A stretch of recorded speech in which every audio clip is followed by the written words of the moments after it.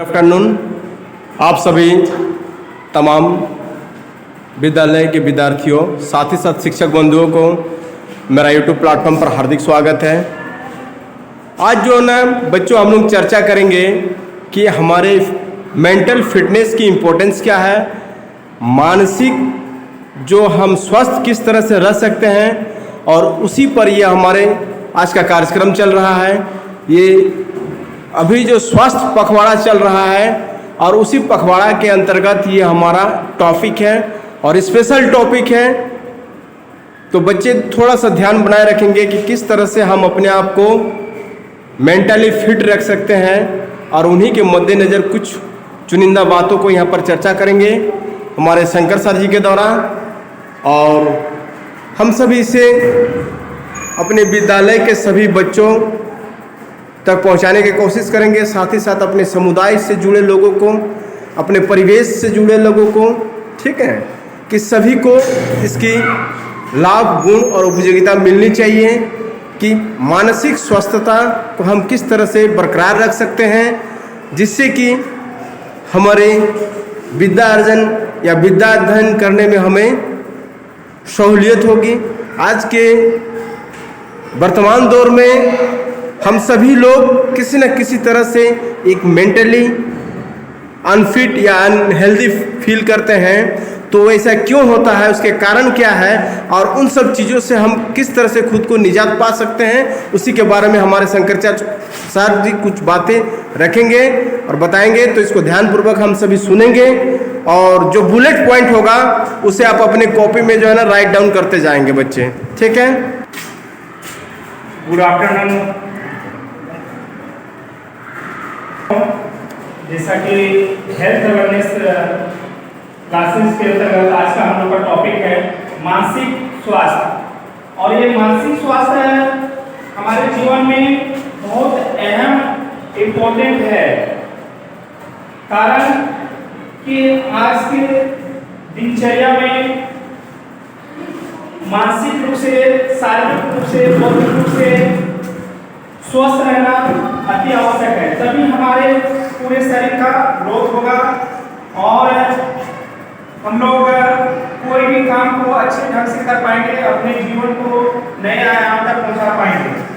तो मानसिक स्वास्थ्य आप सभी जान रहे हैं कि मेंटली प्रिपेयर रहना, और इसके कुछ मानसिक बीमारी का हम लोग लक्षण जानेंगे।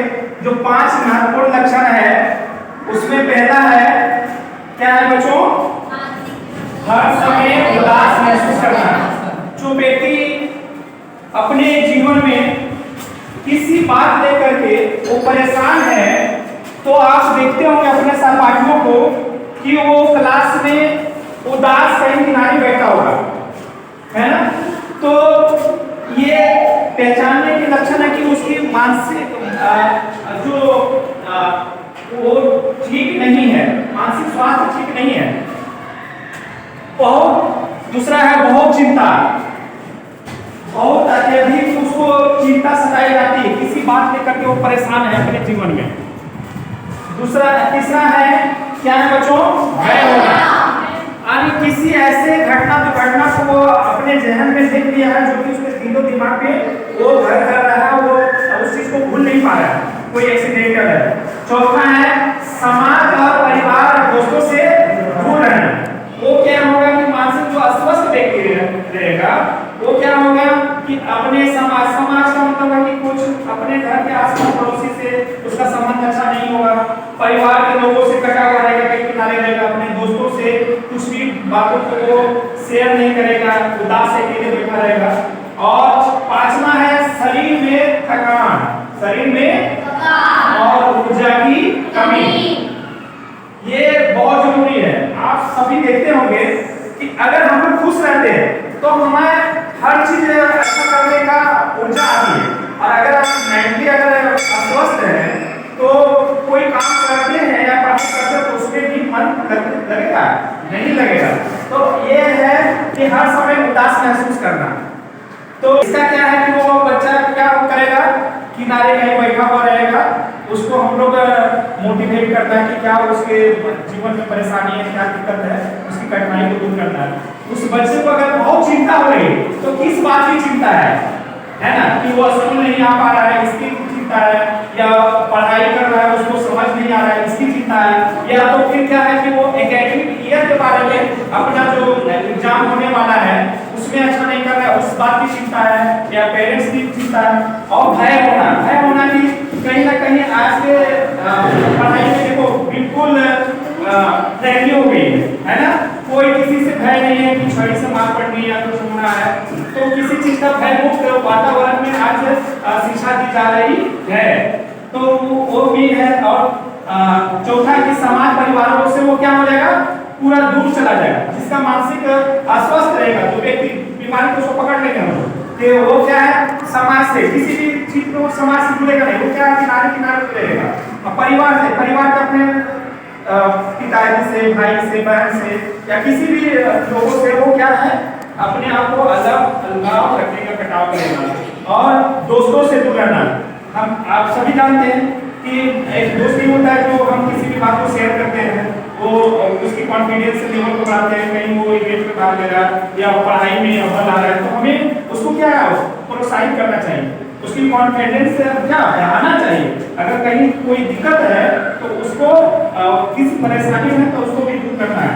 शरीर में थकान, ऊर्जा में कमी, शरीर में थकान मतलब आपको मन नहीं लगेगा, काम नहीं करेगा, लगेगा कि हम कितना थके हैं, और ऊर्जा एनर्जी नहीं रहेगी तो हम किसी भी काम को कर सकते हैं क्या, नहीं। इसलिए मानसिक रूप से आपको स्वस्थ रहना जरूरी होगा, तभी आपको पढ़ाई में भी मन लगेगा, या कोई भी ऐसा कार्य है अगर आपकी जॉब भी लगती है तो वहाँ भी आपको मानसिक रूप से स्वस्थ रहिएगा। तभी आप बैंक में, अगर बैंक की नौकरी लगी तो बैंक में बैठ के काम करना होता है कुछ देर तक, तो ऑफिस में लग गई तो वहाँ है, या किसी भी चीज में है तो आपको ऊर्जा की अति आवश्यक है।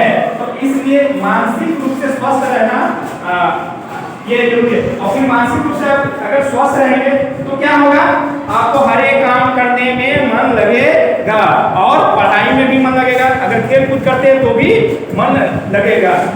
तो यही था बच्चों आज हम लोग का ये मानसिक स्वास्थ्य पे। नेक्स्ट क्लास में फिर हम लोग इस पे विस्तार से चर्चा करेंगे। तब तक के लिए धन्यवाद।